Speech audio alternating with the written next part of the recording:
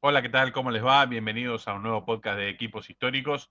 Esta vez con una propuesta distinta, la vamos a contar, pero antes vamos a presentar, como siempre, al compañero, a Nacho de Tito. ¿Cómo estás, Nachito? ¿Qué haces, Dani? ¿Todo bien? Todo bien, muy contento de reencontrarnos y de, bueno, esta propuesta interesante, porque decíamos, ¿no? Desde que arrancamos con Equipos Históricos, la premisa de que para ser históricos no había que haber ganado sí o sí. Bueno, Claro, no tenía por qué ser una selección, no tenía por qué ser un grande de Europa y ahora directamente no tiene por qué ser ni siquiera de primera división, porque vamos a hablar de un exactamente. equipo de la B Nacional, eh, un Quilmes que todo el mundo lo recuerda por aquellas finales perdidas, pero bueno, nosotros lo vamos a recordar no solo por eso, sino por haber llegado a la definición de todos estos campeonatos y un equipo que Exacto. era referente de esa B Nacional, que era, bueno, realmente una categoría muy fuerte. Sí, sí, una categoría muy dura y un equipo que juega muy bien y que tuvo la desgracia de enfrentarse a otros grandes equipos, ¿no? Yo creo que lo que llama la atención de este equipo es que jugó 5 finales y perdió las 5. Porque generalmente esos grandes equipos, tal vez, obviamente, tienen una final en la espalda que perdieron, pero en la segunda ganan, a la tercera ascienden, o les cuesta 3 años de estar ahí cerca o de ir mejorando año a año y ascender. Lo de Quilmes realmente ya parecía una desgracia, lo dijo, bueno, vamos a repasarlo en algún momento, lo dijo Chulo Rigoira, post cuarta final perdida y previa a la quinta, dijo esto ya no tiene explicación, esto es realmente una desgracia. Para tratar de explicar un poco la mala suerte que tenía Quilmes en esa época. Lo que vamos a concentrarnos acá es en el Quilmes 99-2001, o sea, 99-2000 y 2000-2001, esas 2 temporadas que Quilmes armó verdaderos equipazos en la categoría, con muchos jugadores inferiores y otros que estaban en el club, que venían de otros lados. Vamos a repasar los nombres, vamos a repasar los jugadores. La verdad, eran equipos muy buenos para la categoría, equipos que ya con nombres podrían haber ascendido tranquilamente. Vamos a repasar nombres de jugadores que han jugado mundiales, jugadores que han jugado, que han salido campeones mundiales sub-20, que han jugado en Europa muchos años, que han sido campeones de Libertadores. Todo esto jugando en la B Nacional. Yo no sé si recordamos muchos jugadores de los últimos 15 años que hayan jugado B Nacional y hayan jugado Mundial o algo. Creo que sacando al huevo Acuña, no tenemos muchos. Eh, Así que en esa época vamos a ver que se enfrentan a equipos como el Banfield del Gatito Liv, de Garrafa Sánchez y de Forestelo. Vamos a ver que se enfrentan al Huracán de Gastón Casas, Entero Di Carlo, un Huracán que ganó la B Nacional de punta a punta, que descendió de primera y ascendió rápidamente. Otro equipo, en Los Andes, que estuvo en primera en la 2000-2001, que termina cayéndose un poco al final porque es una campaña bastante digna. Y un Belgrano de Córdoba, que siempre va a ser un grande en su ciudad, que 2 veces estuvo al borde del descenso contra Quilmes y no pudo. Pero bueno, muchas cosas para destacar acá y también, obviamente, como siempre, vamos a hablar un poco de la previa, ¿no? De dónde venía Quilmes y quién es Quilmes, ¿no? Para los que tal vez nos ven desde fuera de Argentina y dicen de qué equipo me van a hablar hoy en día. Tal cual, sí, interesante, como siempre, ponerle un poco de contexto de lo que es, bueno, una de las instituciones campeonas de la Liga Argentina. Y Exactamente. además que, a diferencia de sentirlo como un desprecio, por lo menos en mi análisis, es algo para destacar que Quilmes se ha consolidado como un equipo de los grandes de la B Nacional. Sí, Una B Nacional que, bueno, uno tiende a menospreciar o está en la cargada de la primera división, te fuiste a la B, ¿sí? Y desde ese lugar parece siempre una bajeza. Sin embargo, hemos visto campeonatos de la B Nacional absolutamente atractivos. Lo eran estos, finales sí, de los 90, principio del 2000. Después se volvió a repetir, por ejemplo, el año que River estuvo en Nacional B, fue un campeonato apasionante realmente, donde el público masivo de la primera división también miraba el campeonato de la B Nacional. Eso es lo que sí. pasa por ahí con estas temporadas que vamos a analizar ahora. La temporada 2000, 2001, bueno, yo les puedo asegurar que el futbolero los sábados estaba prendido para ver todo lo que se televisara de la Nacional. Después, bueno, había partidos entre semana, algún partido el martes, recuerdo. Sí, sí, sí. Y era para aprenderse, pero porque veíamos buenos equipos, se veía buen fútbol y había jugadores que tranquilamente uno podía decir, bueno, este equipo está para jugar en primera. Desgraciadamente, y es algo que uno tiene que lamentarse, no había Copa Argentina en esa época como para ver hasta dónde podría haber llegado uno de estos equipos. Pero la Sin duda. sensación era que, por ejemplo, un equipo como este Quilmes, bueno, no estaba por debajo de los equipos de primera división que peleaban de la mitad para abajo de la tabla. Pero lo digo y lo reafirmo, ¿eh? Sí, sí, sí, Eh, ni hablar. este Quilmes, el Huracán que ascendió, anteriormente el Chacarita, que ganó también el campeonato de punta a punta. Eran equipos, bueno, bárbaros para la categoría y que después, cuando llegaron a primera división, se pudieron mantener de manera estable. Vamos a hacer el repaso de todo este contexto, como decía Nacho. Bueno, que arranca como necesito. Arrancamos, si querés, para la temporada, lo que fue el descenso de Quilmes a la B Nacional, año 92. Quilmes había ascendido en la 90-91 y en la 91-92 otra vez le toca descender a la B Nacional. Recordemos que Quilmes a día de hoy es el equipo con más descenso del fútbol argentino, también es el equipo con más ascensos a primera división, lógicamente. Así que es un equipo, como bien dijiste, tal vez de los grandes de la B Nacional, pero un equipo que es uno de los 17 que ha salido campeón de primera división. O sea, hoy en día en una primera división de Argentina tenemos 30 equipos y solo 17 campeones. Bueno, no todos están en primera, justamente Quilmes hoy en día está en la B Nacional también, junto con otros campeones, como lo puede ser, por ejemplo, Chacarita y Ferro, Arsenal mismo. Pero bueno, los 17 campeones, Quilmes es uno de ellos y volvía a la primera división en el 92, obviamente con ganas de volver rápidamente. Su único título profesional lo ganó en el 1978, con lo cual no era tan lejano ese título que hoy tal vez sí lo vemos a más de 45 años de distancia, pero en ese momento Quilmes hacía 14 años solamente, había sido campeón del fútbol argentino, con venciendo justamente a Boca en una liga, le termina ganando por un punto, así que Quilmes obviamente era un equipo con una gran convocatoria, con una gran historia y con muy grande para la categoría B Nacional, ¿no? Sí. Que quería volver rápido. Una primera campaña que nos encuentra con un Además, Quilmes.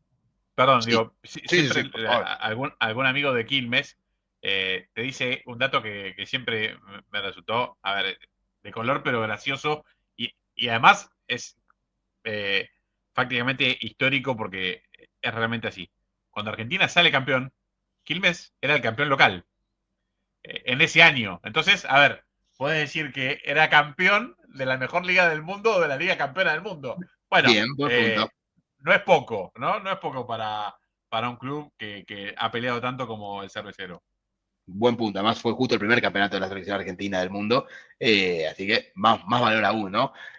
Justo decía también lo de la Copa Argentina o de que se veía mucho en la B Nacional. También se veía mucho porque los horarios estaban muy separados, ¿no? Hoy en día, a la misma hora se juegan 4 partidos de primera, 3 partidos de la B y 2 partidos de Metropolitana. En esa época era muy común que el sábado a la tarde era B Nacional, el sábado a la tarde-noche era primera, domingo a la Claro, mañana era B Nacional y domingo a la tarde era fútbol de primera de vuelta.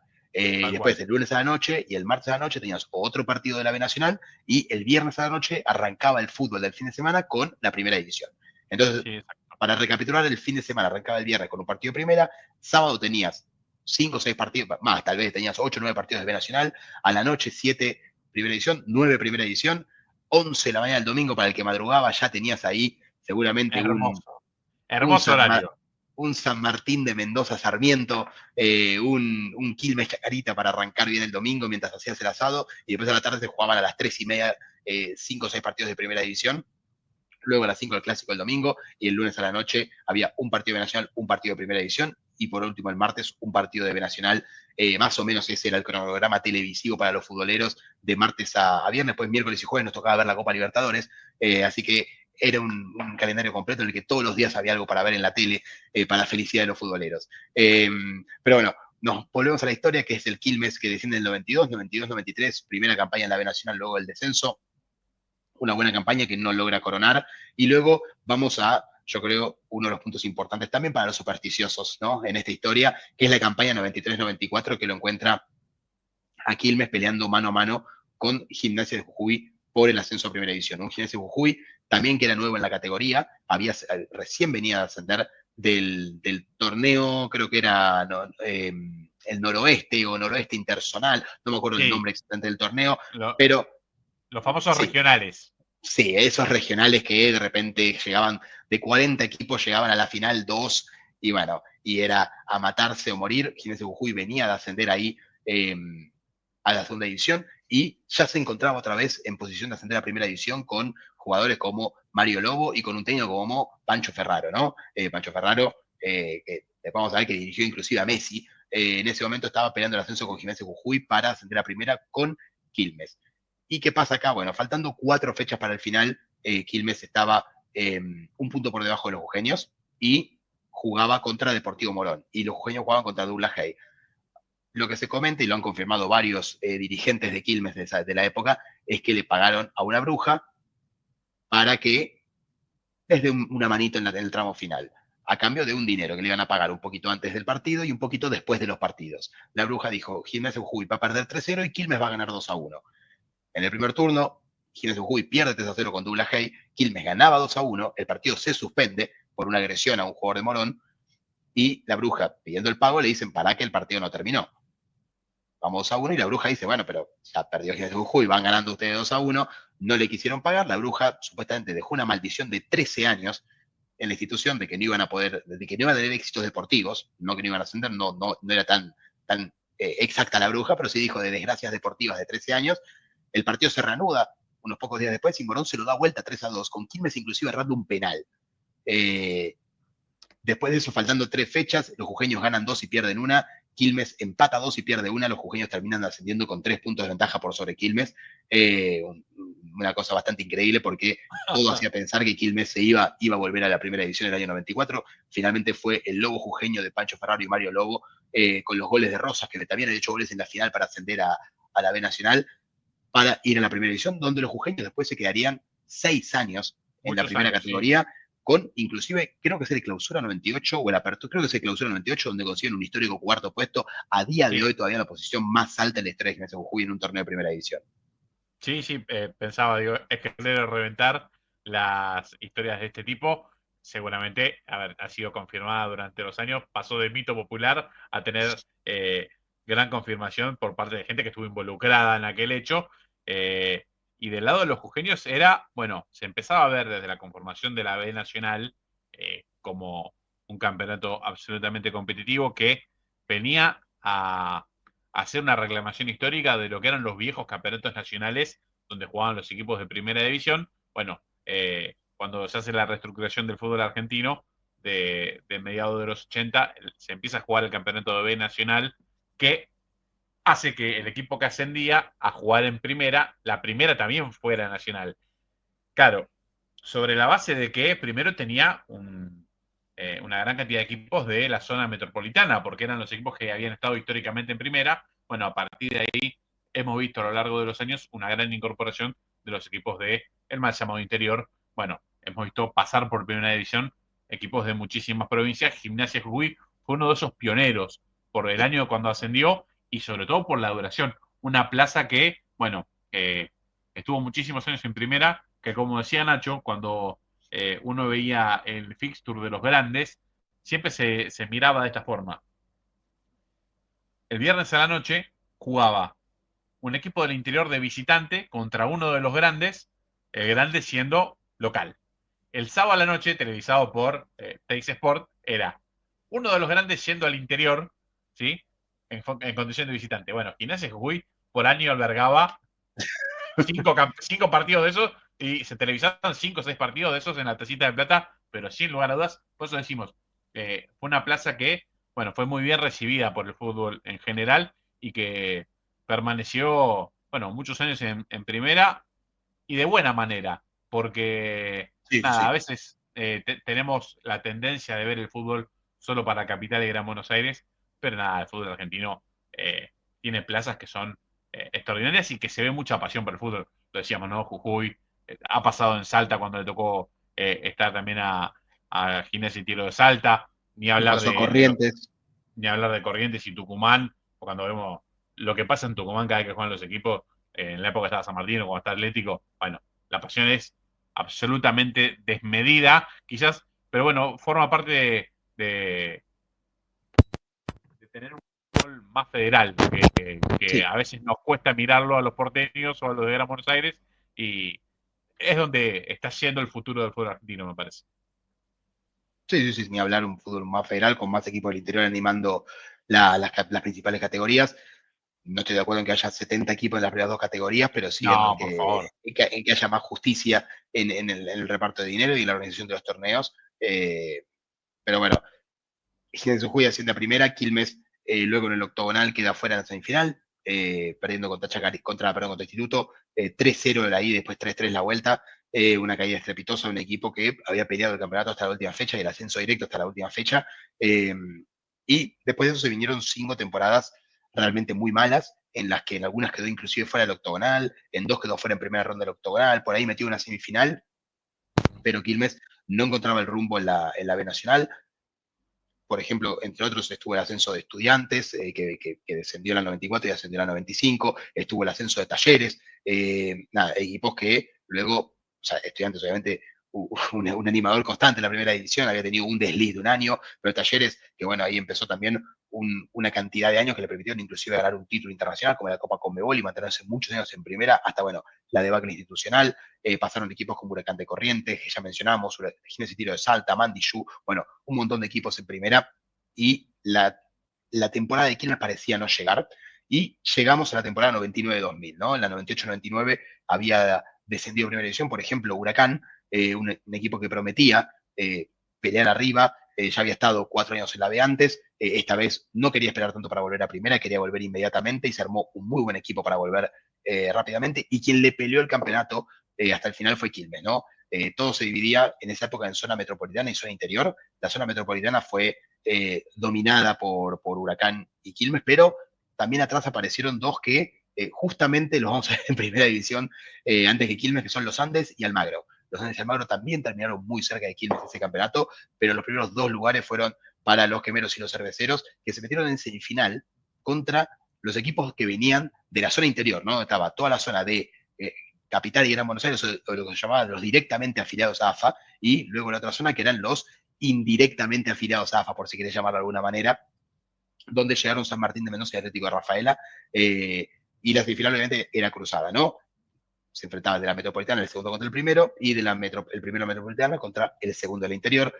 Tanto Huracán como Quilmes ganan sus respectivos partidos para meterse en la final, para definir el primero de los 2 ascensos directos que había, y ese año también se instalaba la tan amada y odiada promoción que era furor en las ligas europeas, ¿no? Se usaba en las principales ligas europeas, se jugaba la promoción, que era, si había 2 descensos directos, había 2 promociones, o en algunos había 3 descensos directos y una promoción, que enfrentaban al primero que no descendía de primera contra el que quedaba a las puertas del ascenso de segunda en una especie de playoff que contaba con ventaja deportiva del equipo de primera división. O sea, en caso de empate, el equipo de primera división mantenía su plaza en primera división. El segundo, como se dice en boxeo, para ganarle al campeón tenés que derribarlo, no empatarle.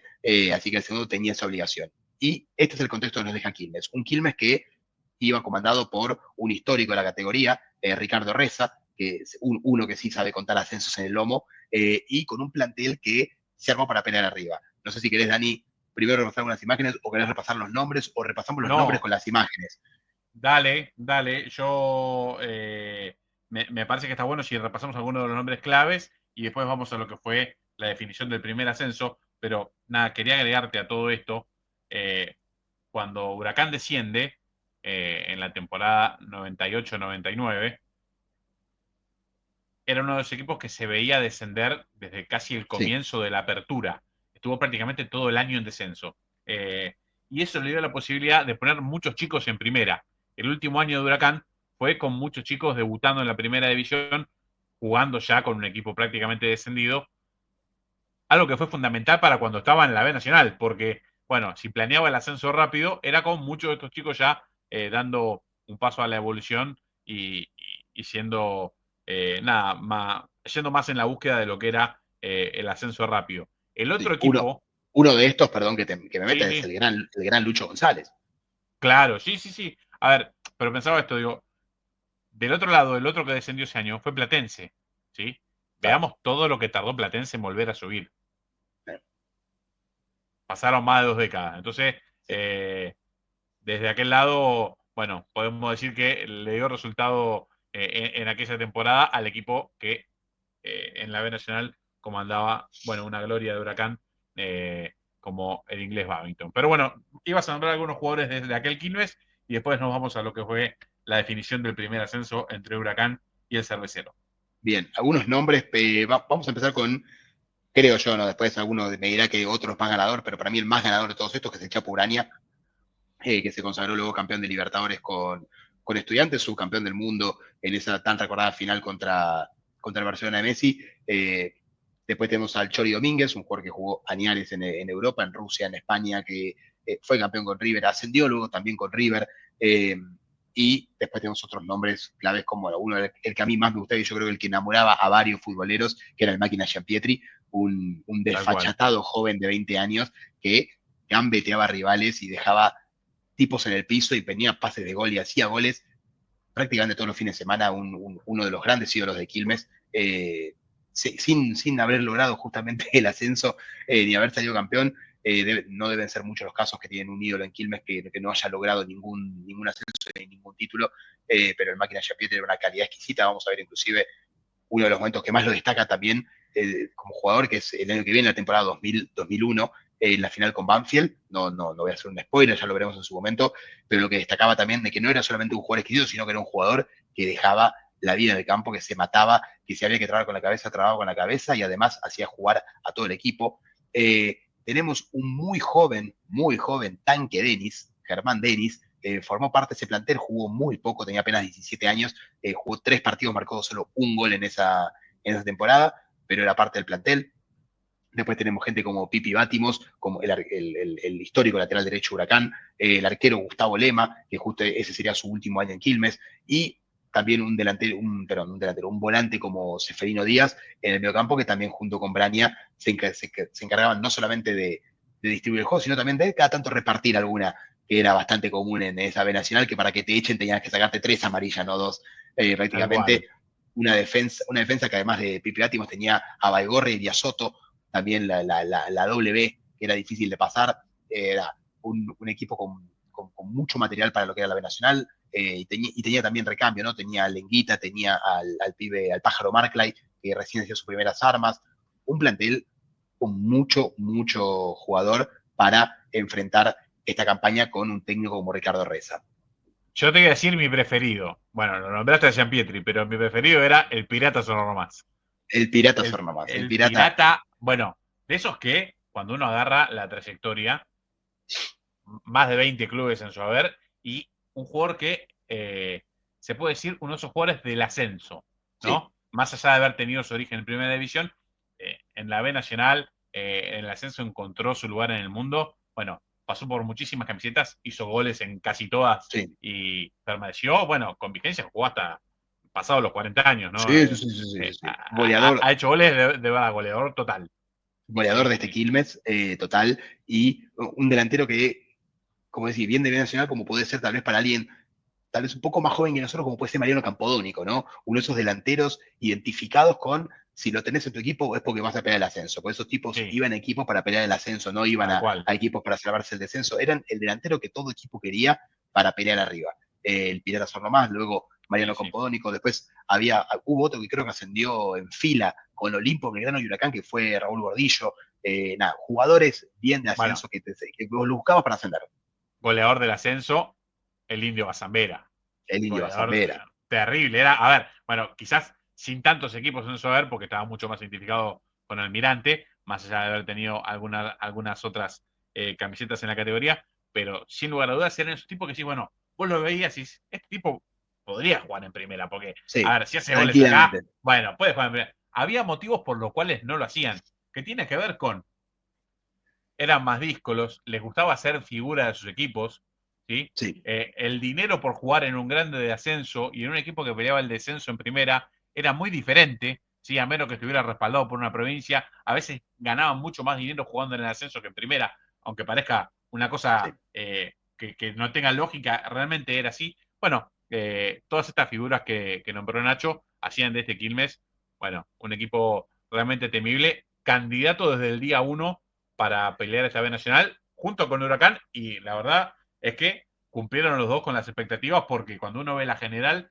salieron bien pegaditos y después terminan en la definición del campeonato jugando la verdadera finalísima que en aquel momento, eh, si mal no estoy, era ida y vuelta, ¿no?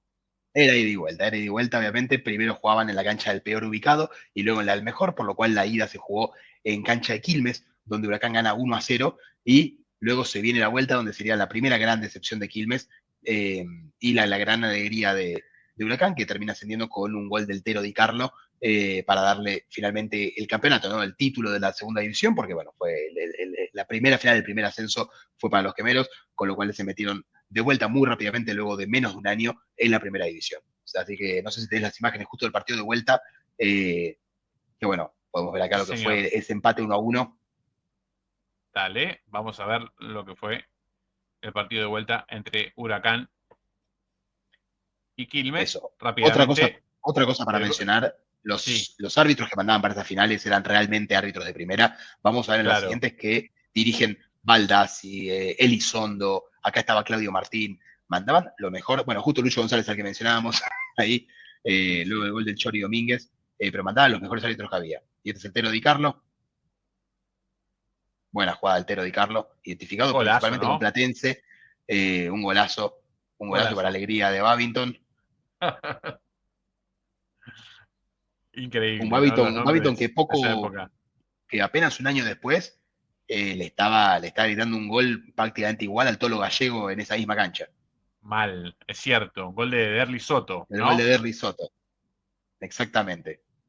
Creo que lo gritó más efusivo ese que, te digo la verdad. Sí, sí. Bueno, tenían una diferencia de cuando Babington había sido el técnico de River y Gallego lo reemplazó. Bueno, cosas que pasan en el fútbol. Eh, quiero Ahí decir, está este Gastón equipo, Casas, que eso le valió su transferencia a Europa, una campaña espectacular sí, de Gastón sí, Casas, que fue el goleador indiscutible de la B Nacional. No me acuerdo cuántos goles hizo, pero me acuerdo que fue el goleador por escándalo de Huracán. Eh, y, y luego termina volviendo a Racing. Creo que lo venden al Betis, si no me equivoco. al Betis, sí, al Betis. Creo que es el Betis.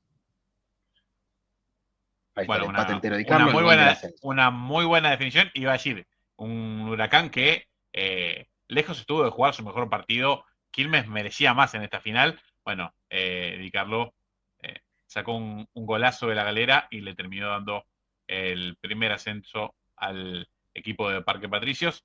Y la primera decepción de este año a Quilmes, que, bueno, veía cómo se le escapaba la primera posibilidad. ¿Qué pasaba cuando un equipo perdía la primera chance? ¿Qué Bueno, decíamos todos? cuando perdías la primera decías, bueno, ¿qué decían? Nada, tenemos muchas más chances de ascender. Si el equipo responde bien, tiene por lo menos como mínimo una más desde el octogonal. Exactamente, exactamente. Bueno, tenías la oportunidad porque el que perdía la semifinal, como perdían, por ejemplo, en este caso San Martín de Mendoza y Atlético de Rafaela, caían en cuartos de final del reducido. Ahora, el que perdía la final caía en semifinal. O sea, Quilmes Claro, tenía que pasar la semi y luego otra vez se podía meter en una final. Y le tocaba jugar contra otra vez Atlético de Rafaela. Al mismo que había eliminado en la semifinal por el primer ascenso, lo tenía que volver a enfrentar a la semifinal, porque eso es una cosa y que creo que solo en Argentina puede pasar algo así. Pero bueno, básicamente esa era la, cómo se jugaba el torneo en esa época. Quilmes va y vence a Rafaela, y del otro lado se jugaba un clásico, como eran los Andes Banfield, para ver quién jugaba contra Quilmes en la final, y fue finalmente los Andes quien termina consiguiendo ese cupo, y esta vez se definía en cancha de Quilmes. Quilmes, el mejor ubicado en la tabla general por diferencia de gol sobre los Andes, definía como local.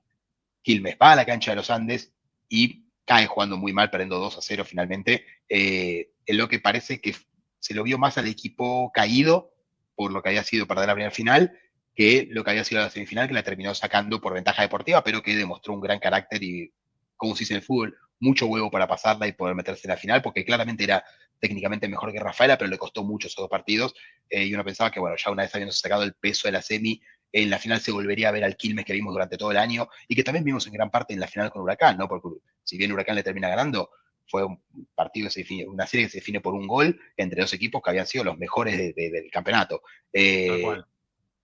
este caso, los Andes, en Loma de Zamora, termina ganando de 2-0, una diferencia muy importante para estos partidos que se definían casi todos por un gol de diferencia. Terminó sacando una diferencia clave, en la cual Quilmes estuvo muy cerca de dar la vuelta, pero bueno, finalmente, creo que faltando 5 o 6 minutos para que tenga el partido, Fabio Pieters, un jugador que luego jugó en Estudiantes de La Plata, fue el que puso el empate y las cifras definitivas del partido, cuando Sornomás había abierto el marcador de penal.